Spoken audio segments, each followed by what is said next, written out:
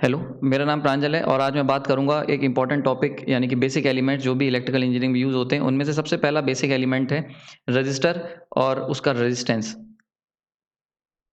तो अगर बात की जाए रेजिस्टेंस की तो रेजिस्टेंस बेसिकली एक प्रॉपर्टी होती है जिसके कारण कोई भी सर्किट ठीक है अपोज करता है मोशन ऑफ इलेक्ट्रॉन्स को, अपोज करता है किसे, इलेक्ट्रॉन के मोशन को। इसको समझते हैं, जैसे मान लेते हैं मेरे पास अगर एक वायर है ठीक है और उस वायर में इलेक्ट्रॉन्स हैं और वो इस डायरेक्शन में अगर फ्लो कर रहे हैं ठीक, तो मैं कहूँगा कि ये जो वायर है इसके अंदर करंट किस डायरेक्शन फ्लो कर रहा होगा, आई, अपोजिट डायरेक्शन, क्योंकि पोलैरिटी जो होती है इलेक्ट्रॉन के मोशन की और करंट की जो होती है जस्ट रिवर्स होती है। तो अगर इलेक्ट्रॉन जो है इस डायरेक्शन में मूव कर रहे हैं ठीक, तो इनके मोशन में यानी कि इस सर्किट से जब इलेक्ट्रॉन मूव करेंगे इन्हें जो अपोजिशन ऑफर होगा ठीक है, अपोजिट यानी कि जो अपोज करेगा ये सर्किट ठीक, इसको हम लोग कहते हैं, इस चीज़ को कहा जाता है रेजिस्टेंस। ठीक है, ये आपने अपनी रियल लाइफ में या फिर डेली लाइफ में वर्ड सुना होगा कि जब हम किसी के प्रमोशन को या किसी के पढ़ाई को हम लोग अपोज करते हैं, किसी भी चीज़ को जब हम लोग अपोज करते हैं तो वो हम लोग कहते हैं रेजिस्ट कर रहे हो। ठीक है, ये वर्ड रेजिस्ट कर रहे हो, रेजिस्टेंस बैंड आते हैं बॉडी बनाने के लिए ठीक। तो रेजिस्टेंस एक्सरसाइजेज होती हैं। तो बेसिकली रेजिस्टेंस क्या होता है, ऐसी कोई भी चीज़ जो किसी के फ्लो को या स्मूथ फ्लो को अपोज करे उसको हम लोग रेजिस्ट करना कहते हैं। तो यहाँ पे स्मूथ फ्लो किसका है, इलेक्ट्रॉन्स हैं। इलेक्ट्रिकल इंजीनियर की बात की जाए तो रेजिस्टेंस मतलब फ्लो ऑफ इलेक्ट्रॉन्स को, ऐसी चीज़, ऐसी प्रॉपर्टी किसी सब्सटेंस की जो अपोज करे करंट के मोशन को। ठीक है, करंट के फ्लो को और इलेक्ट्रॉन के मोशन को। ओके, तो अगर बात की जाए यहाँ पे कि रेजिस्टेंस, ये चीज़ समझ में आ गई आई होप। ठीक है, इसको हम लोग मेजर करते हैं ओम्स में, ओम्स में मेजर करते हैं। ये ओम्स के बारे में आपने पढ़ा होगा, ओम्स लॉ। ये एक्चुअल में एक जर्मन के जर्मन फिजिसिस्ट थे। ठीक है, जर्मन के फिजिसिस्ट थे ये, जिन्होंने ये प्रॉपर्टी डिस्कवर की थी ओम्स, इसीलिए इनकी यूनिट कही जाती है ओम्स। और इनका जो लॉ था वो ओम्स लॉ था। ठीक, अब बात करते हैं, ये तो हो गया ठीक है, रेजिस्टेंस हो गया। इसको अच्छा, हाँ, अगर मैं मार्केट से खरीदने जा रहा हूँ तो ये आपको कुछ इस तरीके का एलिमेंट मिलेगा। ठीक है, इसके ऊपर कुछ थ्रेड बने होते हैं, इनको हम लोग टॉलरेंस बैंड कहते हैं, इनको रेजिस्टेंस बैंड कहा जाता है। इससे देख के आप ये बता सकते हो कि कितना रेजिस्टेंस होगा। ठीक है, तो ये हो गया, ये जो एलिमेंट मार्केट में मिलता है यानी कि एक फिजिकल एलिमेंट, ठीक है, उसको मैं कहूँगा रजिस्टर। इंपॉर्टेंट चीज़ है रजिस्टर। तो रजिस्टर बेसिकली क्या हो गया, वो एलिमेंट जो कि रेजिस्टेंस की प्रॉपर्टी को शो करेगा। रजिस्टर वो एक एलिमेंट है, एलिमेंट जो क्या करेगा, रेजिस्टेंस की प्रॉपर्टी को शो करेगा। ठीक है, तो रेजिस्टेंस क्या है, रेजिस्टेंस प्रॉपर्टी है, और रजिस्टर क्या है, रजिस्टर वो एलिमेंट है जो वो प्रॉपर्टी शो करता है। ध्यान रखना ये चीज़ कि अगर कहीं पे करंट का पोजीशन हो रहा है तो हम कहेंगे वहाँ रेजिस्टेंस है, रेजिस्टेंस है। ठीक है, और ये रेजिस्टेंस डालने के लिए यानी कि अपोज करने के लिए जो एलिमेंट मैं यूज़ करूँगा, जो एलिमेंट यूज़ करूँगा, एलिमेंट वो हो जाएगा आपका रजिस्टर। ये जो एलिमेंट होता है वो रजिस्टर होता है। ठीक है, दोनों में डिफरेंस याद रखना। तो रजिस्टर जो है वो एक फिजिकल एलिमेंट है, एक टच चीज़ है जिसको आप छू के देख सकते हो, पकड़ सकते हो, एक एलिमेंट है। जबकि रेजिस्टेंस क्या है, रेजिस्टेंस उस एलिमेंट की प्रॉपर्टी है। ठीक है, ये क्या प्रॉपर्टी है, ठीक, यानी कि उसका एक बिहेवियर है, उसका एक कह सकते हैं कॉन्सिक्वेंस है। ठीक है, तो उसका नेचर है। ठीक, तो ये दोनों में डिफरेंस क्लियर हो गया होगा। रेजिस्टेंस जब पूछा जाए तब क्या बताना है, और रजिस्टर क्या होता है वो अलग चीज़ होती है। दोनों में डिफरेंस क्लियर हो गया होगा। नेक्स्ट आगे चलते हैं। फिजिकल सिग्निफिकेंस की अगर बात की जाए तो एक्चुअल में क्या होता है, बहुत बार ऐसा देखा गया है कि जैसे हमारा कोई सर्किट है, उसके अंदर हम लोग जब उसको बटन ऑन करते हैं तो एक आई करंट फ्लो कराते हैं। वो सर्किट क्या होता है, हीटअप हो जाता है। ठीक, हीटिंग, हीट निकलने लगती है उस सर्किट से। ये बहुत बार आपने देखा होगा, जैसे कि सबसे इसका प्राइम एग्जांपल है बल्ब। बल्ब में आपने देखा होगा जब बल्ब आप ऑन करते हो तो उसके अंदर से हीटिंग निकलती है, हीट निकलती है बाहर। ठीक है, इस तरीके की हीट बाहर निकलती है। ठीक है, तो ये जो बल्ब है, यहाँ जब भी हीटिंग लॉस होगा किसी भी तरीके का, ठीक है, तो उसे हम लोग क्या कहेंगे, वहाँ पे क्या हो रहा है, वहाँ पे आपका प्योरली रेजिस्टिव लॉस की तरह शो किया जाता है। यानी कि अगर कहीं पे भी एक्टिव पावर लॉस या हीट लॉस हो रहा है, हीट लॉस जहाँ पर भी हो रहा है, तो उसे हम लोग किसके थ्रू रिप्रेजेंट करेंगे, एक रेजिस्टेंस के थ्रू रिप्रेजेंट कर सकते हैं। यानी कि बल्ब को अगर मैं रिप्रेजेंट करना चाहूँगा तो बल्ब को एक रेजिस्टेंस की तरह रिप्रेजेंट करूँगा। ठीक, इसी तरीके से मान लेते हैं कि अगर एक नॉर्मल वायर है, इसमें एक करंट आई फ्लो करा रहे हो, और उस करंट जब वो फ्लो हो रहा है तो उसमें क्या हो रहा है, कुछ लॉस हो रहा है। ठीक है, कुछ लॉसेस हो रहे हैं। ठीक, यानी कि जितनी पावर तुमने यहाँ से भेजी, जैसे मान लेते हैं 10 पावर तुमने यहाँ से भेजी, पर यहाँ पे पहुँचते पहुँचते वो 8 रह गई, तो हम कहेंगे कि 2 पावर जो है, 2 वाट, सॉरी 10 वाट, ये यूनिट भी लगा लेते हैं, 2 वाट पावर जो है वो रास्ते में लॉस हो गई। तो इसको कैसे रिप्रेजेंट करोगे, तो इसको रिप्रेजेंट करने के लिए हम लोग क्या करेंगे, इस तरीके से एक सर्किट बनाएंगे। ठीक, और ये दिखाएंगे कि यहाँ से 2 वाट की पावर जो है वो लॉस हो गई। तो कभी भी अगर एक्टिव पावर लॉस दिखाओगे, यानी कि एक्टिव पावर लॉस, तो वो भी आपको रेजिस्टेंस के थ्रू ही दिखाना होगा, ठीक है। तो फिजिकल सिग्निफिकेंस की बात करें अगर इलेक्ट्रिकल इंजीनियरिंग में, तो कहीं भी अगर लॉसेज हो रहे हैं, किसी भी तरीके के लॉसेज हो रहे हैं, ठीक, जहाँ पे active power losses, word important है, एक्टिव पावर लॉसेज, अगर एक्टिव पावर लॉस हो रहा है या हीट लॉस हो रहा है, तो इन दोनों के दोनों केसेस में हम लोग क्या करेंगे, रेजिस्टेंस को ड्रॉ कर लेंगे, वहाँ पे हम लोग रेजिस्टेंस दिखा देंगे और ये दिखाएंगे कि एक लॉस हो रहा है, ठीक है। आई होप क्लियर हो गया होगा। इसीलिए ज़्यादातर लॉस कंपोनेंट जो होते हैं, याद रखना ये वर्ड, लॉस कंपोनेंट, जब भी लॉस कंपोनेंट बनाया जाता है तो वहां पे रेजिस्टेंस का इस्तेमाल किया जाता है, ठीक, ठीक है। तो ये फिजिकल सिग्निफिकेंस है, यानी कि अगर कहीं पर रेजिस्टेंस ऐसे इस तरीके से कोई सर्किट आपको दिया गया है और वहां पे इस तरीके का सर्किट बना हुआ है, तो ये दो चीजें बता रहा है। एक तो ये कि यहाँ रास्ते में जो फ्लो होने वाला करंट है उसको अपोज करेगा, ये भी बता सकता है, प्लस ये भी हो सकता है कि यहाँ पे ये दिखा रहा हो कि कुछ हीट लॉस हो रहा है इस सर्किट से, यहाँ से हीट बाहर निकल रही है, ठीक है। तो यहाँ से हीट लॉस हो रहा है, तो दोनों चीजें दिखा सकता है, ठीक है। आई होप क्लियर हो गया होगा ये चीज कि फिजिकल सिग्निफिकेंस क्या होता है। नेक्स्ट चलते हैं। अगर फॉर्मूला की बात की जाए, फॉर्मूलाज, तो बेसिकली रेजिस्टेंस के लिए दो फॉर्मूले सफिशिएंट है, याद रखना। एक, सबसे पहले अगर बात की रेजिस्टेंस की, ठीक है, रेजिस्टेंस की, तो वो बेसिकली क्या होता है, रेशियो होता है किसके बीच का, रेशियो किसके बीच का, वोल्टेज और करंट के बीच का, ठीक है। रेजिस्टेंस क्या होता है, रेशियो होता है वोल्टेज और करंट के बीच का, यानी कि अगर इसे मैं लिखाऊंगा तो ऐसे लिख सकता हूँ रेजिस्टेंस को, ठीक। और ये क्या बता रहा है, ये इस फॉर्मूले का सिग्निफिकेंस क्या है, इस फॉर्मूले का सिग्निफिकेंस ये है कि मान लेते हैं मेरे पास एक वायर है जिसके अंदर एक आई एम्पेयर करंट फ्लो कर रहा है और मैंने क्या करा है, वोल्टेज वी अप्लाई किया है। तो जो वी और आई का जो रेशियो है वो ये बताएगा, वो कौन डिसाइड करेगा, वो डिसाइड करेगा उस सर्किट का रेजिस्टेंस। फॉर एग्जाम्पल अगर मान लेते हैं मैंने 1 वोल्ट अप्लाई करा, ठीक, और उस 1 वोल्ट अप्लाई करने पे 1 एम्पेयर का करंट फ्लो हो गया, तो ऐसे केस में रेजिस्टेंस कितना हुआ, 1, ठीक। अगर यहीं पर रेजिस्टेंस की वैल्यू मैं चेंज कर देता हूँ, आर को कर देता हूँ 10 टाइम्स, यानी कि 10 कर देता हूँ, तो इससे क्या फ़र्क पड़ेगा, इसका फ़र्क क्या पड़ेगा कि अगर आपने 1 वोल्ट अप्लाई किया है, ठीक, तो करंट जो होगा वो कितना फ्लो करेगा, 1/10 एम्पेयर फ्लो करेगा, यानी कि सीधे सीधे करंट जो होगा वो 1/10 हो जाएगा, ठीक। 1 वोल्ट अप्लाई करने पे केवल 1/10 यानी 0.1 एम्पेयर करंट फ्लो करेगा। वहीं पे अगर रेजिस्टेंस को मैंने क्या कर दिया है, 1/10 कर दिया, ठीक है, यानी कि 10 गुना हाफ कर दिया, 1/10 कर दिया, तो ऐसे में 1 वोल्ट अप्लाई करने पे कितना करंट फ्लो करेगा, 10 एम्पेयर का करंट फ्लो कर जाएगा, ठीक है। बस इतना सा सिग्निफिकेंस है कि यहाँ पे जितना वोल्टेज तुम अप्लाई करोगे जरूरी नहीं है उतना ही करंट, उसी लेवल का करंट यहाँ पे फ्लो करे। इनके बीच का जो लेवल होगा, यानी किस प्रपोर्शन में ये दोनों फ्लो करेंगे, वोल्टेज और आई, ये किस प्रपोर्शन में फ्लो करेंगे, प्रपोर्शन, ये कौन डिसाइड करेगा, ये डिसाइड करेगा रेजिस्टेंस, ठीक। आई होप ये क्लियर हो गया होगा। एक फॉर्मूला तो ये है, और इसका एक फॉर्मूला रेजिस्टेंस का जो होता है वो मैं बताता हूँ आपको।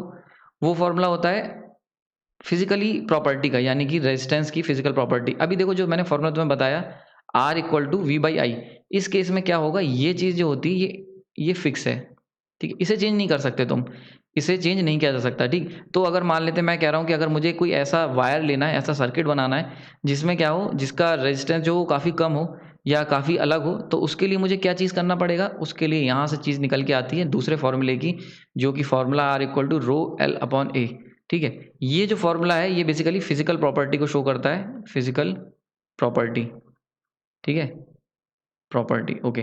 तो इसका क्या मतलब हुआ कि अगर कोई वायर है या कोई एलिमेंट है या कोई सर्किट है, उसका रेजिस्टेंस आप कभी भी चेंज नहीं कर सकते हो जब तक कि उसकी फिजिकल प्रॉपर्टी में चेंज ना लाओ, ठीक। तो अगर तुम्हें वोल्टेज और करंट का रेशियो चेंज एडजस्ट करना है तो रेजिस्टेंस की वैल्यू शिफ्ट करो। अगर तुम्हें रेजिस्टेंस ही चेंज करना है तो उसके लिए क्या करो, मैकेनिकल प्रॉपर्टी, यानी कि उसकी फिजिकल प्रॉपर्टीज को चेंज करो, जो कि इस फॉर्मूले से चेंज होंगी। तो ये जो फॉर्मूला है ये बता रहा है कि रेजिस्टेंस कैसे चेंज होगा। यहाँ पे रो जो है वो रेजिस्टिविटी है, ये इनबिल्ट प्रॉपर्टी होती है, ठीक है, यानी कि हर सब्सटेंस की अलग रेजिस्टिविटी होती है। आप एक कॉपर वायर ले लो, एक एल्युमिनियम वायर ले लो और एक स्टील का वायर ले लो, तीनों की तीनों जो डिफर करेंगे, चाहे दोनों की लेंथ सबकी सेम हो, 1 मीटर का ये होगा, 1 मीटर ये ले लो, 1 मीटर ये ले लो, ठीक है। एरिया भी मान लेते हैं बराबर ले लो, 1 सेंटीमीटर स्क्वायर का, इसका भी 1 सेंटीमीटर स्क्वायर, ये भी 1 सेंटीमीटर स्क्वायर ले लो। दोनों चीज़ें तुमने ये और ये बराबर ले ली, लेकिन ये जो होगी यानी कि रेजिस्टिविटी, ये डिफरेंशिएट क्रिएट कर देगी। तो रेजिस्टिविटी जो होती है ये एक मटेरियल पे डिपेंड करती है, मटेरियल डिपेंडेंट होती है, यानी कि अलग अलग मटेरियल की अलग अलग रेजिस्टिविटी होगी। तो कॉपर की रेजिस्टिविटी अलग होगी, एल्युमिनियम की अलग होगी और स्टील की अलग होगी, ठीक है। तो ये जो एग्जांपल है बड़ा ध्यान से समझना। अगर आपने कॉपर, एल्युमिनियम और स्टील 3 वायर लिए हैं, तीनों के तीनों 1-1 मीटर के और 1-1 सेंटीमीटर स्क्वायर उनका एरिया है, तब भी वो तीनों के तीनों जो रेजिस्टेंस ऑफर करेंगे वो डिफर कर जाएगा on the basis of resistivity, ठीक है। तो जिसकी रेजिस्टिविटी ज़्यादा होगी वो ज़्यादा रेजिस्टेंस शो करेगा, जिसकी रेजिस्टिविटी कम होगी वो कम रेजिस्टेंस शो करेगा, ठीक है। आई होप ये क्लियर हो गया। तो ये दोनों फॉर्मूले का पर्पस जो है एक बार इसको कंक्लूड कर लेते हैं जिससे कि कोई भी कंफ्यूजन ना रह जाए, ठीक। तो इसका जितना भी मैंने आपको अभी बताया जो दो फॉर्मूले क्लियर करें, ठीक। तो यानी कि R जो है इक्वल टू V/I होता है। अगर आपको रेशियो चेंज करना है वोल्टेज और करंट का तो आप ये वाला फॉर्मूला यूज़ करोगे, अगर आपको वोल्टेज और करंट का रेशियो का पता लगाना है। लेकिन अगर आपको रेजिस्टेंस का पता लगाना है, रेजिस्टेंस कितना है, ठीक, या उसको चेंज करना है, रेजिस्टेंस को चेंज करना है, तो उसके लिए क्या करोगे, उसके लिए आप R equal to rho L/A use करोगे, ठीक है। जिसमें ये वाली जो टर्म है, ये प्रॉपर्टी जो है ये क्या है, मटेरियल डिपेंडेंट है, मटेरियल डिपेंडेंट प्रॉपर्टी है, ठीक है, मटेरियल डिपेंडेंट, ठीक। और एल और ए तो आप जानते हो, लेंथ जो होती है एरिया हो गया, ठीक है। ये बहुत बेसिक सा ही जानते होगे, बस इंपॉर्टेंट चीज़ याद रखनी कब कौन सा फॉर्मूला यूज़ करना है, ठीक। क्लियर हो गया यहाँ पे। नेक्स्ट चलते हैं। ओके, करंट हाइयर और लोअर, ठीक। इसका क्या मतलब हुआ, अगर मान लेते हैं मेरे पास एक सर्किट है, ये एक इंपॉर्टेंट टर्म है, इसको ध्यान से समझना इस स्लाइड को। अगर मान लेते हैं मेरे पास एक सर्किट है, मैंने उसका रेजिस्टेंस कैलकुलेट कर लिया R और वहाँ पे वोल्टेज अप्लाई करा V और उसके अंदर एक फ्लो कर रहा है करंट I, ठीक। तो अगर मैंने I इस सर्किट के लिए कह दिया कि इस सर्किट के लिए I होना चाहिए 10 एम्पेयर, ठीक है। अगर मैं फिक्स्ड V फिक्स रेजिस्टेंस ले रहा हूँ तो सर्किट का रेजिस्टेंस होना चाहिए, करंट होना चाहिए उसमें फ्लो होने वाला 10 एम्पेयर। अब यहाँ दो केस पॉसिबल हैं, ठीक। एक केस हो सकता है कि करंट की जो वैल्यू है वो क्या हो, 10 एम्पेयर से ज़्यादा कर जाए, 10 एम्पेयर से एक्सीड कर जाए। और एक हो सकता है एक केस में 10 एम्पेयर से बहुत ही लो करंट फ्लो करने लगे। लो कितना, 1 एम्पेयर, और हाई कितना, 100 एम्पेयर, या सर्टेन 50 एम्पेयर ले लेते हैं इसे, 50 एम्पेयर। तो ये दो केस पॉसिबल हैं।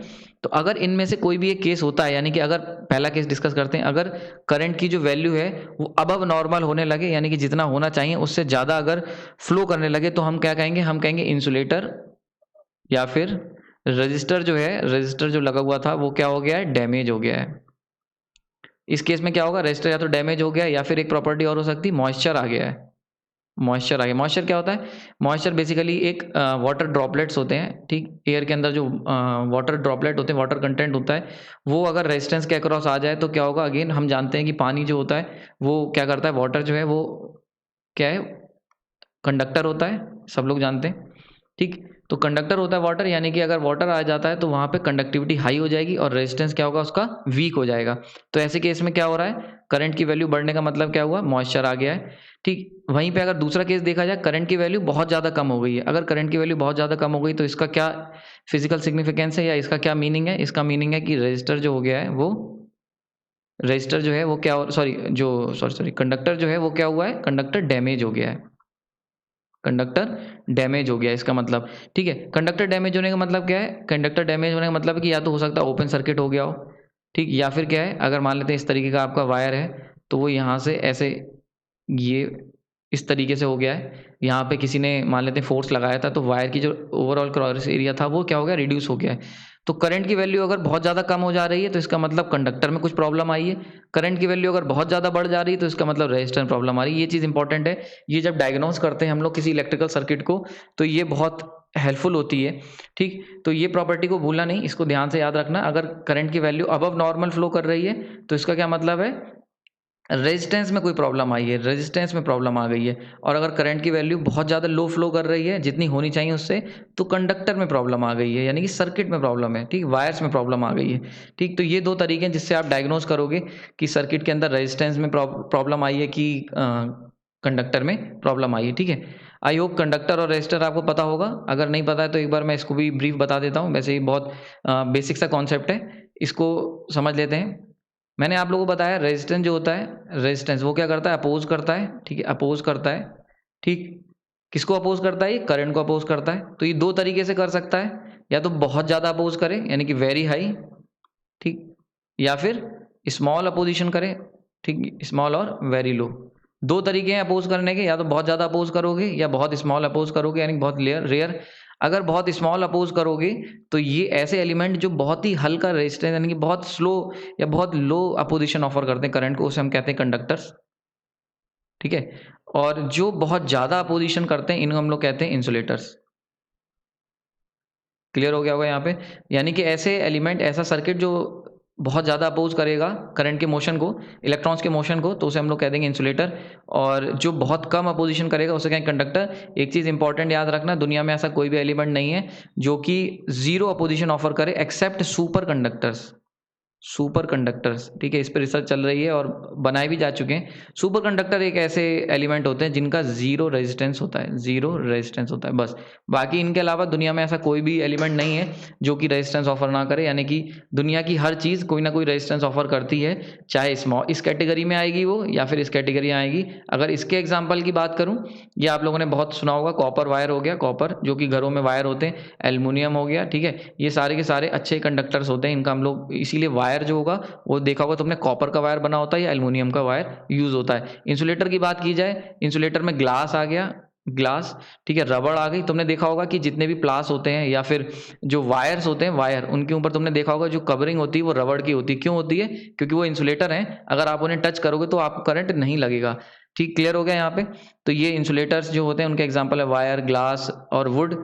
लकड़ी तो बहुत अच्छा एग्जाम्पल है, आपने देखा होगा कभी कभी हम लोग लाइन चेंज करने के लिए या वायर को टच करने के लिए एक स्टिक का इस्तेमाल करते हैं, तो जो स्टिक होती है वो बेसिकली क्या होती है? वुड होती है। तो यानी कि वुड भी एक एग्जाम्पल है। ठीक, नेक्स्ट आगे चलते हैं।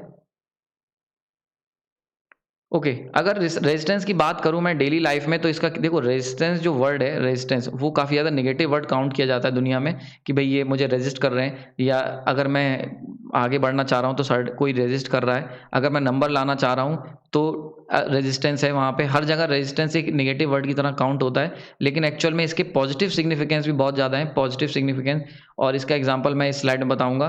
तो जैसे सबसे पहला एग्जाम्पल है, अगर डेली लाइफ की बात की जाए तो आपका इलेक्ट्रिक हीटर।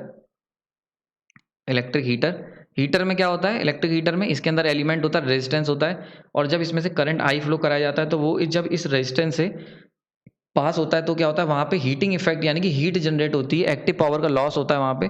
और यही हीट जो होती है इसका इस्तेमाल हम लोग बॉडी को गर्म करने के लिए या फिर पानी गर्म करने के लिए यूज़ करते हैं। तो ये एक एग्जाम्पल है रेजिस्टेंस का, बहुत नोन एग्जाम्पल है, हर कोई जानता होगा।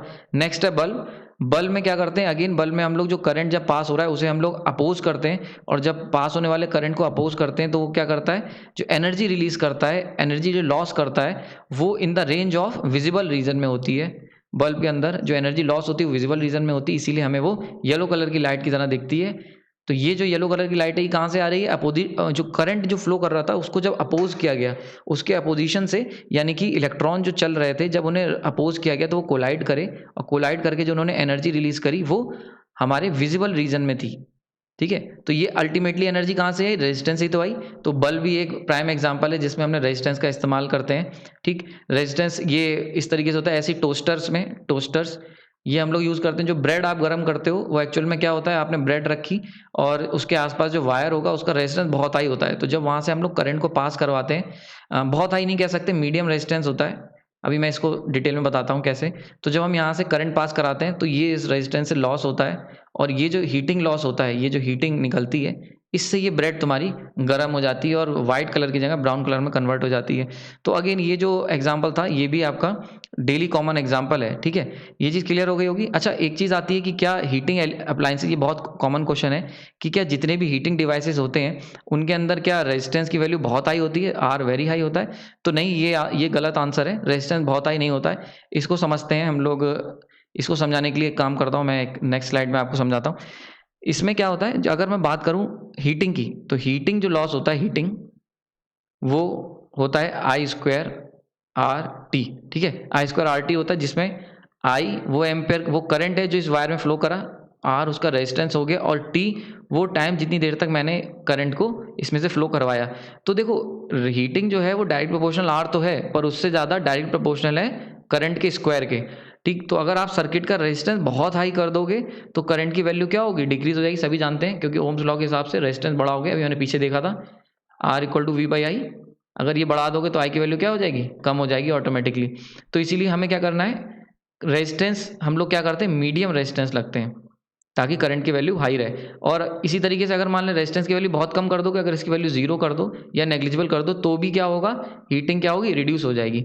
तो इसीलिए क्या करते हैं, हीटिंग पूरी तरीके से रिड्यूस ना हो तो रेजिस्टेंस को हम लोग मीडियम रेंज में रखते हैं, मीडियम रेंज। Medium range. ठीक, तो रेजिस्टेंस को मैं क्या करता हूँ, मीडियम रेंज में रखूंगा, और ताकि करंट क्या हो सके, आई स्क्वायर टाइम्स की वैल्यू बहुत हाई हो सके। तो क्लियर हो गया होगा, यानी कि सारे हीटिंग डिवाइसेस का रेजिस्टेंस बहुत हाई नहीं होता है, उनका मीडियम रेंज का होता है। बस ये ध्यान रखा जाता है कि करंट की वैल्यू ज़्यादा रहे, क्योंकि हीटिंग जो है वो डायरेक्ट प्रोपोर्शनल है आई स्क्वायर के।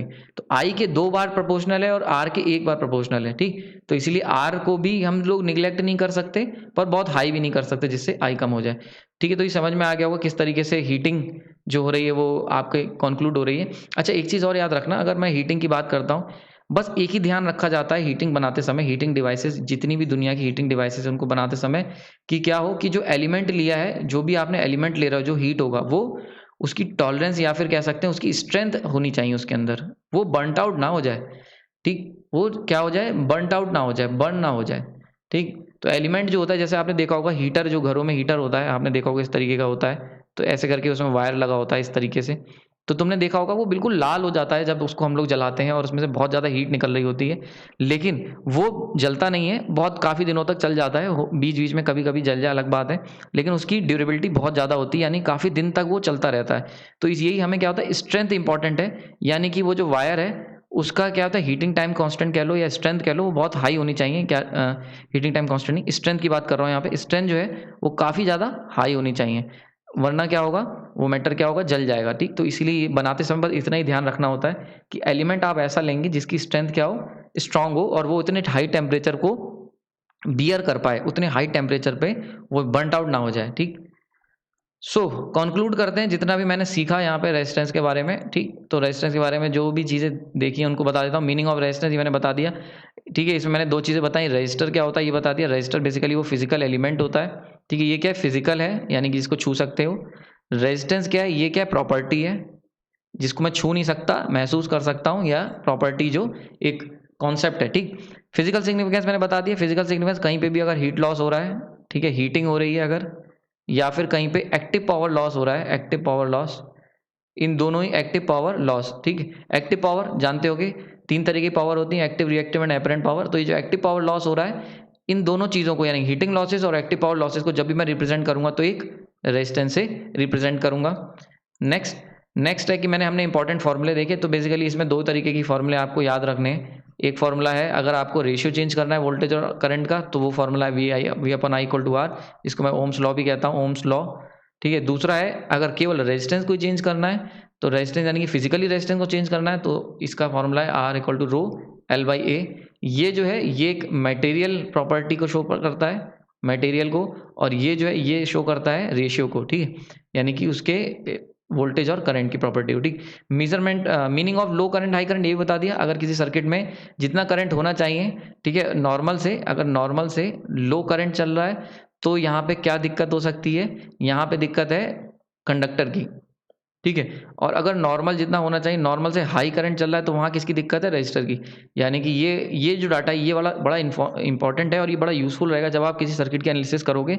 अगर फिजिकली कोई सर्किट, यानी कि आप अगर कहीं किसी इंडस्ट्री में एज अ प्लेस्ड होते हो इलेक्ट्रिकल इंजीनियर, और आपसे कहा जाता है कि इस तरह की प्रॉब्लम आ रही है, तो अगर नॉर्मल जितना करंट होना चाहिए उससे लो जा रहा है, तो कंडक्टर में कहीं ना कहीं कोई दिक्कत हो गई है, कंडक्टर डैमेज हो गया है, या उसका एरिया ऑफ क्रॉस सेक्शन कम हो गया है। वहीं पे अगर बात की जाए कि वहाँ पे करंट की वैल्यू जितनी होनी चाहिए उससे बहुत हाई जा रही है, तो यानी कि 100% चांसेस हैं कि आपका रेजिस्टेंस जो है वो फेल हो गया है, रजिस्टर फेल हो गया है, या इंसुलेटर वहाँ पे फेल हो गया है। एक रीज़न और बताया था कि मॉइस्चर भी हो सकता है, वहाँ पे हो सकता है कि मॉइस्चर आ गया हो। ठीक है, आगे लास्ट में रेजिस्टेंस डेली लाइफ, तो यस 3 एग्जांपल मैंने दिए। एक मैंने दिया था आपको टोस्टर का एग्जांपल, एक मैंने आपको दिया हीटर, इलेक्ट्रिक हीटर जो हम लोग यूज़ करते हैं, इलेक्ट्रिक हीटर, और नेक्स्ट जो एक एग्जांपल मैंने आपको यहाँ पे दिया था बल्ब। ठीक है, तो इन तीनों में, इन दोनों में, ये दोनों जो होते हैं, ये इनका बेसिक काम होता है हीट करना, हीटिंग वाले कॉन्सेप्ट पे। ये जो है वो लाइट जनरेट करने के लिए यूज़ होता है। दोनों ही केसेस में क्या होता है, हम लोग जो फ्लो होने वाला करंट है उसको रेजिस्टेंस ऑफर करते हैं और वहीं से एनर्जी रिलीज होती है। इस केस की जो एनर्जी है, यानी कि ये वाले केस की, तो ये इंफ्रारेड में रीजन में आती है। इंफ्रारेड, अगर जो जब हम करंट को अपोज कर रहे हैं, तो वहाँ से जो हीट एनर्जी, यानी कि जो एनर्जी रिलीज हो रही है, अगर वो इंफ्रारेड रीजन में है तो वो गर्मी प्रोड्यूस करेगी। अगर वो विजिबल रीजन में है, विजिबल रीजन में, तो वो क्या करेगी, लाइट प्रोड्यूस करेगी। ठीक है, तो ये क्लियर हो गया होगा। ओके, तो नेक्स्ट वीडियो में हम लोग देखेंगे कैपेसिटेंस और कैपेसिटर में क्या अंतर है, क्या होता है कैपेसिटेंस, और इलेक्ट्रिकल इंजीनियरिंग में इनका क्या पर्पस है, क्या रोल है। तब तक के लिए धन्यवाद। आई होप आपको ये समझ में आया होगा, आपने अपना कीमती टाइम दिया। उसके लिए थैंक यू।